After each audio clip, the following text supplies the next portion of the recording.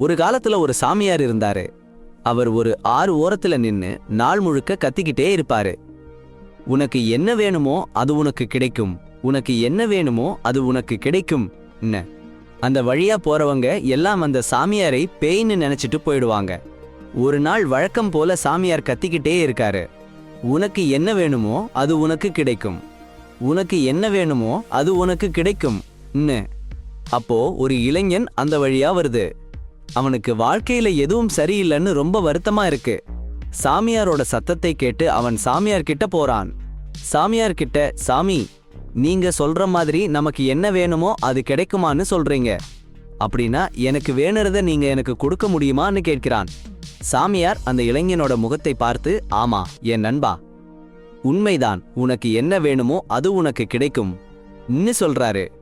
சரி, உனக்கு கொடுக்கிறேன், ஆனா நீ என்ன சொல்றேனோ அதை கேளு.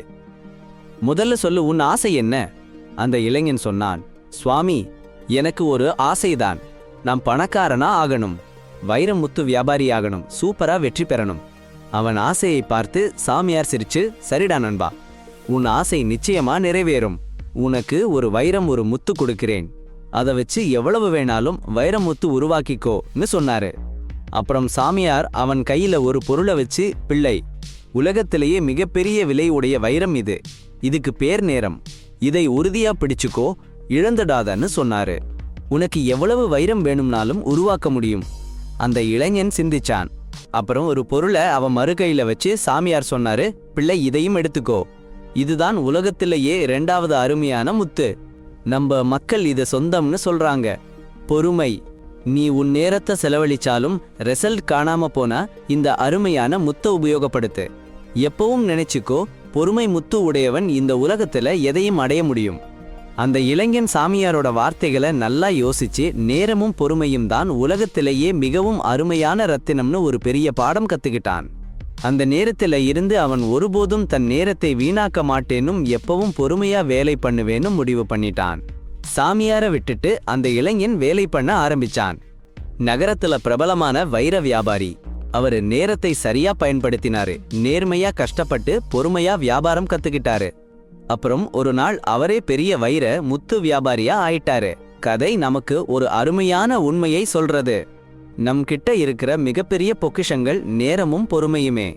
ஆனா நம்மளுக்கு அது ரொம்ப சாதாரணமா தெரியும். நம்ம வாழ்க்கையில எல்லாருக்கும் கனவுகள் இருக்கு. வேலையில வெற்றி, பணம் சம்பாதிக்கணும், சிறப்பான ஒரு விஷயத்தை உருவாக்கணும்னு. ஆனா பல பேர் சரியான நேரம் வரட்டும்னு காத்திருக்கிறாங்களோ, அல்லது எல்லாம் எதிர்பார்த்தபடி நடக்கலன்னா சீக்கிரமே கிளம்பி போயிடுறாங்களோ.